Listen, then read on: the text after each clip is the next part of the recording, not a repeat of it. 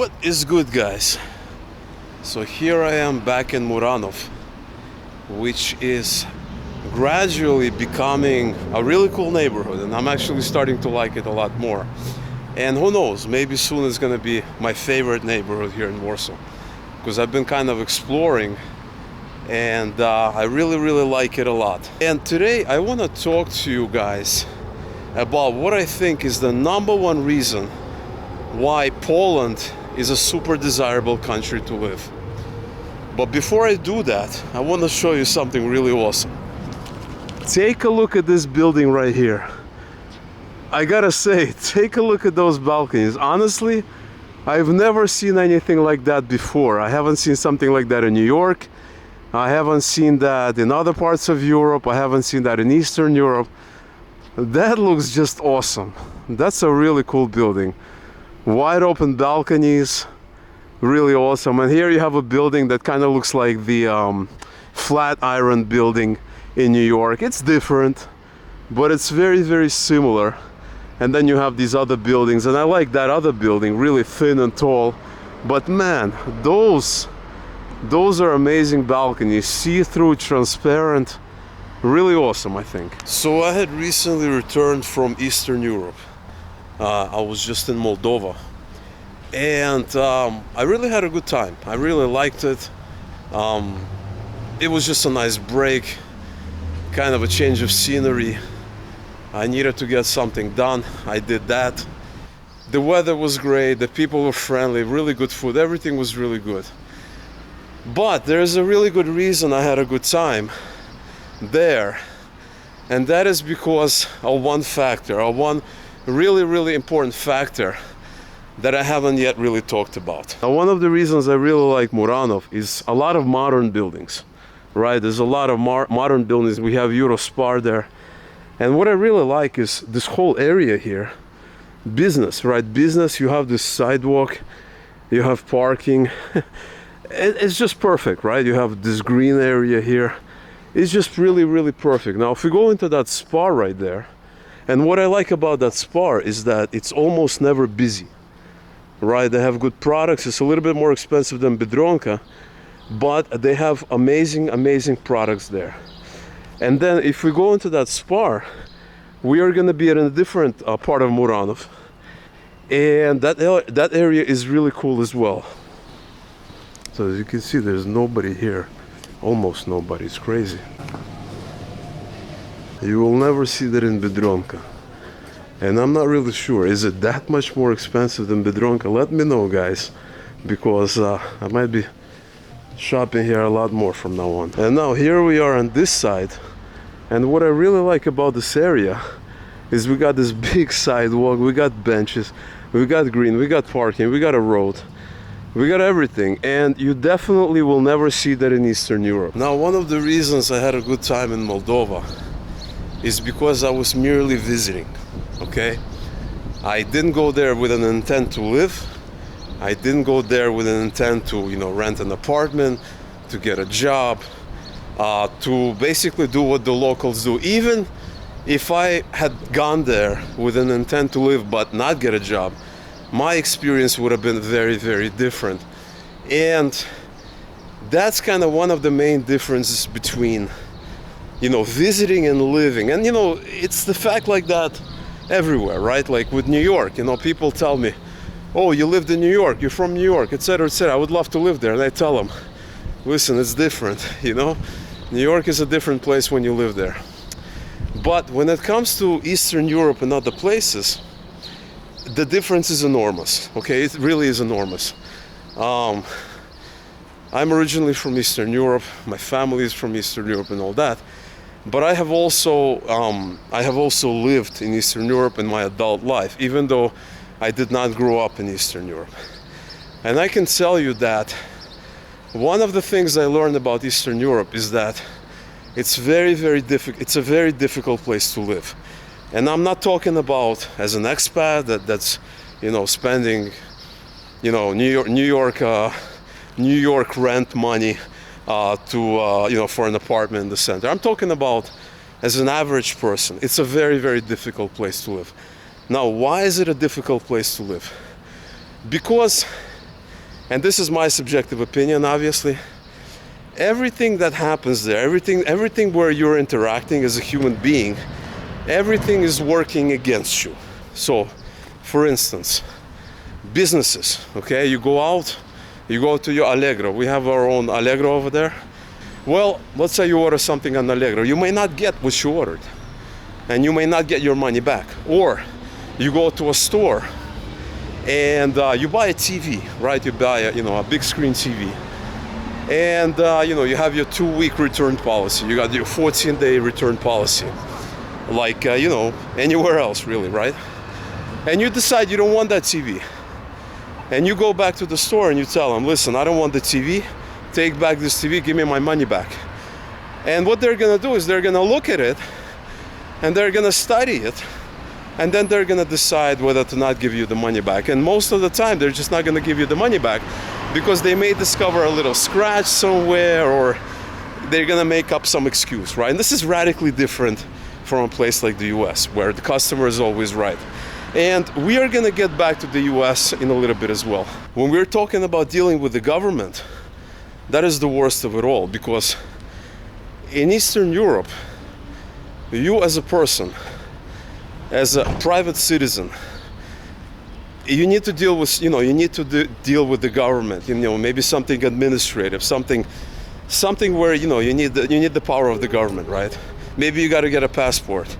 Maybe you need to get a residence permit, like I had to get a residence permit in Ukraine. It's gonna be a nightmare. It's gonna be like one of the worst things that you will probably have to deal with, or at least one of the worst things. I mean, it took me 6 months to get a residence permit, even though I'm originally from there, and basically I was entitled to one. It took me 6 months. It was just a nightmare because I had to just come in all the time and, beg them and try to find the right person and make sure they're there and all of that and all of this. It was just a nightmare. And that is just an example. I know a lady who needed to get a passport. And she's a citizen. She just never traveled abroad. She needs to travel abroad now. And I was like, well, this is going to be fun, right? This is going to be a nightmare. I already know. But she's like, no. I got an appointment, and I'm gonna go see the people at the office in a week. I'm like, wow, really? It has improved that much? But no, it hasn't really. She needed to pay a little bit extra to get that special treatment, to get that special permission. Because if you're not willing to pay a little bit extra to somebody, to this person, to that company, to this company, it's going to be a nightmare. It's going to take you forever. When I wanted to rent an office, and I ended up renting an office in January, I found a company that had a bunch of offices around the country, and we were almost, I found the office that I like. But later on, I look at the contract, and the terms were like completely unfavorable. Like they were just one-sided.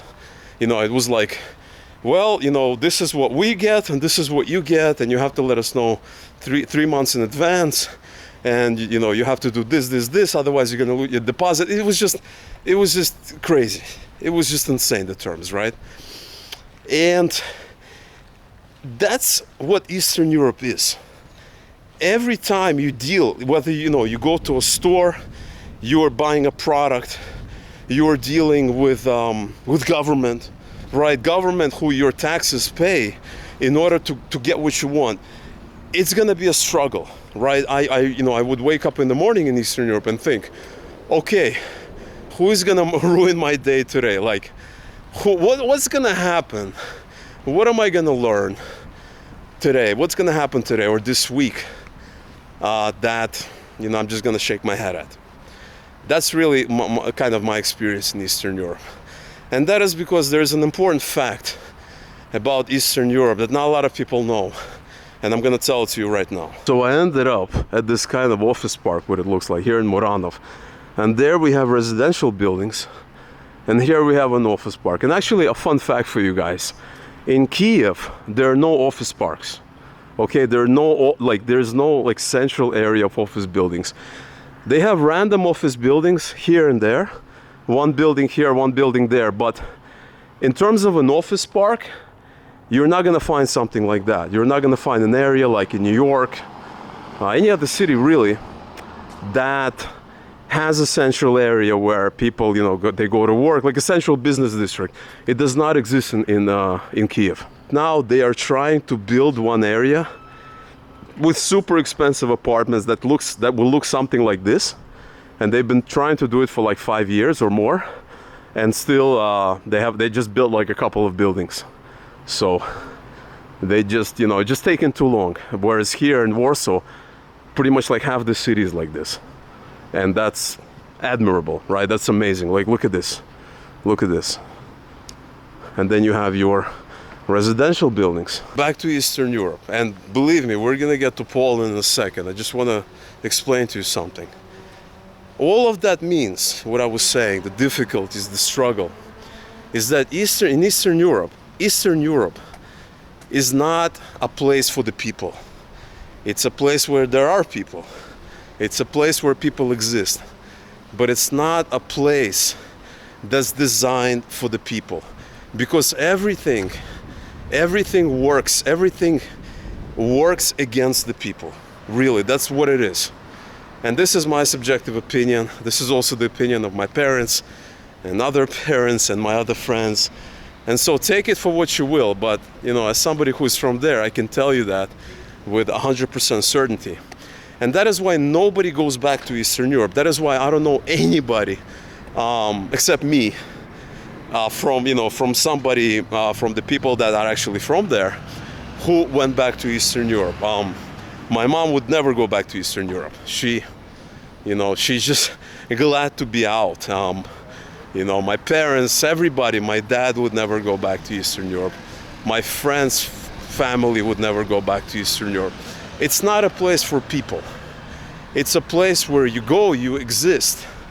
But every time you're trying to get something, whether it's from the government, whether it's from businesses, you're treated subpar. It's the complete opposite of here in Poland. It's the complete opposite of the West. It's the complete opposite of the sovereignty of the individual. If you think about it, what is the West based on? The West is all about the sovereignty of the individual. It's human rights. It's the fact that I matter, right?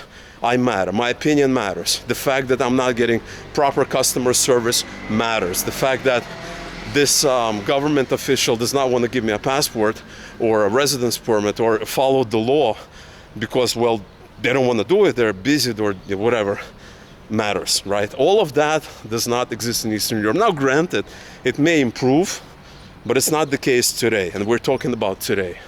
And so that is a very, very important thing to understand. There are places in the world where it's tough to be a human, because it's an endless struggle. It's an endless struggle for existence. Now, I also lived in the US, and really most of my life, the majority of my life, I have spent in the US.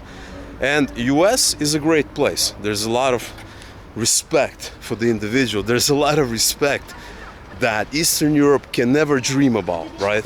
There's a lot of things that you can achieve in the United States that Eastern Europe you would never achieve. But US does not come without its own set of problems, right? There's a lot of little things because it is the US, right? It's the main destination. It marketed, right? So for instance, you want to start a business in New York City. Well, you gotta pay $200 to register your company, but then you also have to pay $1,500 to $2,000 to publish that business in different publications. That is just in New York City. And you may be thinking, like, why do I care about a LLC or a company, all that? We're not talking about starting the next Microsoft, right? We're talking about a business where you can sell widgets on eBay or something, right? Which we're not talking about quitting your own job. We're just talking about starting a limited liability corporation company so you can make a little bit of money on the side. Well, if you want to do that in New York City, it's going to set you back. It's going to be pricey because they want to make money off you, right? You're in New York City. You're in a cool city, in a city that a lot of people want to live. Well, it's going to cost you. So there's that 1,500, 2,000. You know, you got to pay for the privilege. Yes, it's not Eastern Europe, but you got to pay. Those costs are going to add up. And then we have all the other issues, right? We have all the other things. You know, if you go to California, you got to pay $800 a year for the right to have a company. And so the problem with the US, when we're talking about kind of on the other side of the spectrum, is that it's played out, right? I mean, let's face it, it's the US. It's not a country that was created yesterday. It's not a country that's trying to attract talent. They are, but not as much as they're used to. It's a country, it's a place that understands that you want to do business in New York City, you know, pony up. It's going to cost you. It's a place that's not underrated, right? It's a place that, you know, some people consider overrated. I'm not exactly sure where I am on that scale, but it's definitely not underrated. Maybe it is a little bit closer to overrated. So that's something, you know, that's something to keep in mind. It's gonna cost you for the benefit, for the privilege, for the address. And I'm the kind of person that, you know, I'm looking for unique. I'm looking for a bargain.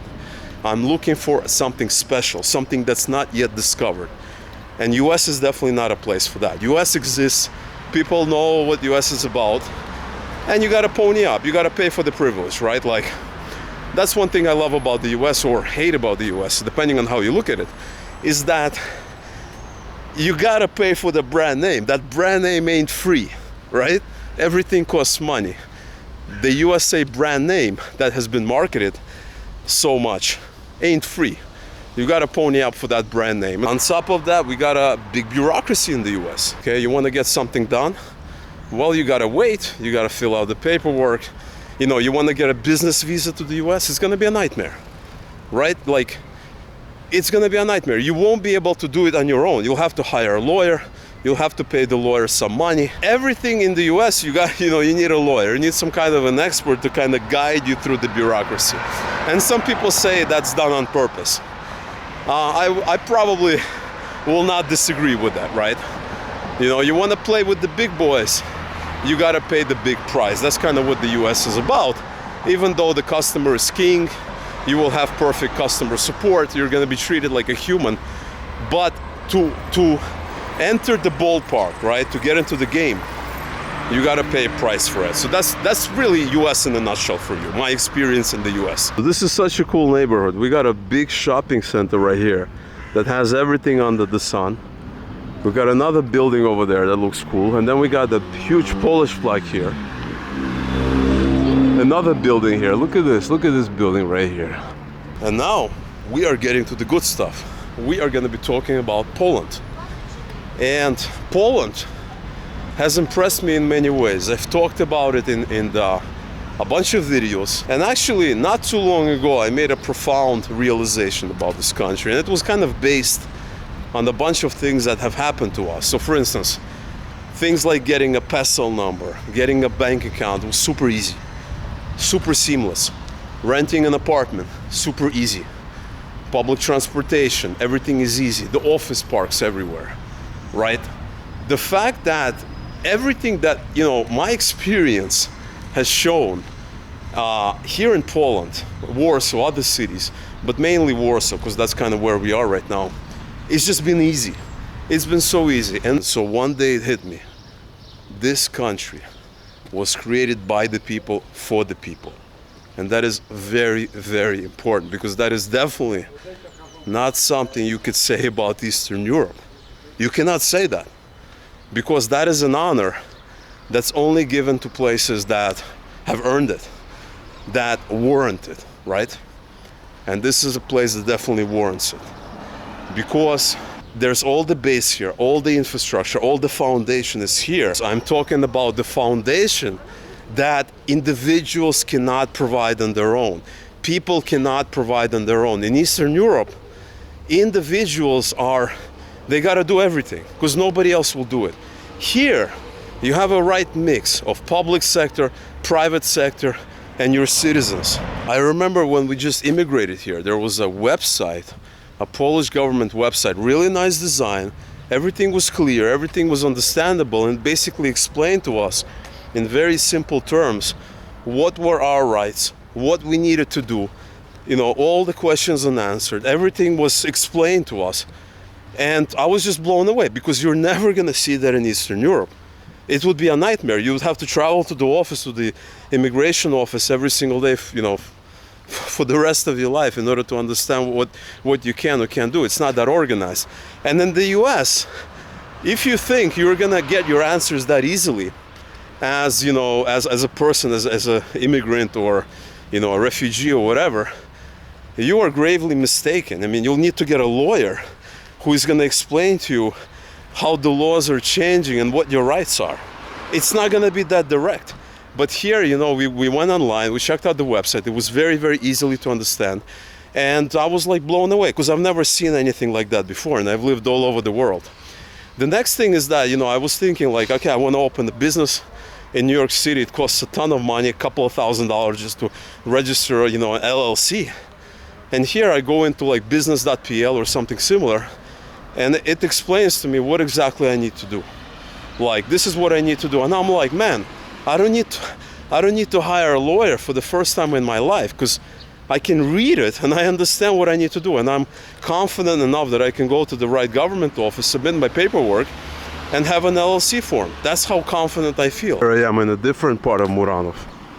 And look how everything is just beautiful, how everything is meticulously placed exactly where it needs to be placed. Look at this sidewalk. Look how these things are here to block the cars from parking. Everything is thought out. And it's great to be walking around a place and knowing that the public sector cares, that the state cares, that the state wants to put in benches and make it comfortable for you, right? So that you can relax, you can rest. And this is not the most expensive part of the city. This is not the most exclusive part of the city. This is just a cool neighborhood, but it's not, like the elite of the elite. It's just your great neighborhood, and you're walking around. Look how beautiful it is. Everything is thought out. Everything is exactly where it needs to be. And this really is what sets Poland apart from definitely Eastern Europe, but also from the really, really Western countries, okay?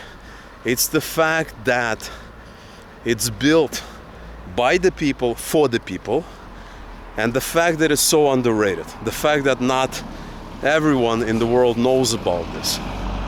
And great, better for me, right? That's better for me, that, people don't realize it. But I realize it because I understand what it's like to be in a place that's not for the people. I understand what it's like to be in a place that understands it's for the people and makes you pay for that privilege. I understand both of these extremes. And honestly, it feels great to be in the place that's kind of in the middle. A place where you get the benefits without being overcharged for them, right? This is the crux of it. This is where the whole underratedness comes in, right? Because you're not overcharged for the privileges and for the benefits that you get in a place like the US. And for me, this is kind of the best of both worlds. Of course, for me personally, it's more important to be treated like a human being.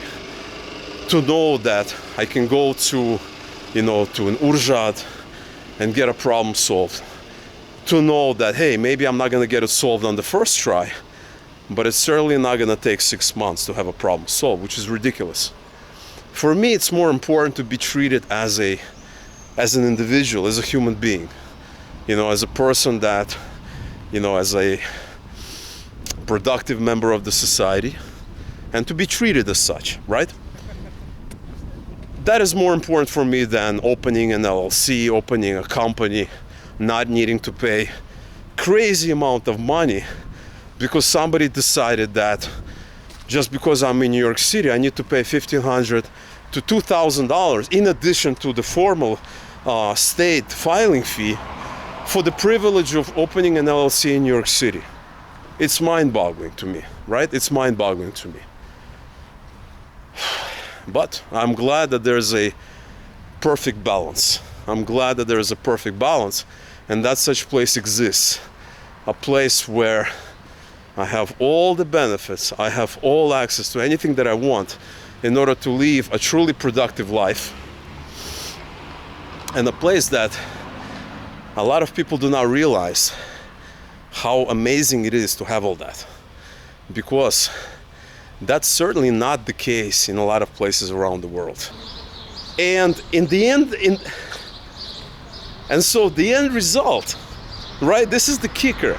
You have a country that's created by the people for the people. I'm definitely digging kind of the double sidewalk. You got one here and you got one there. Man,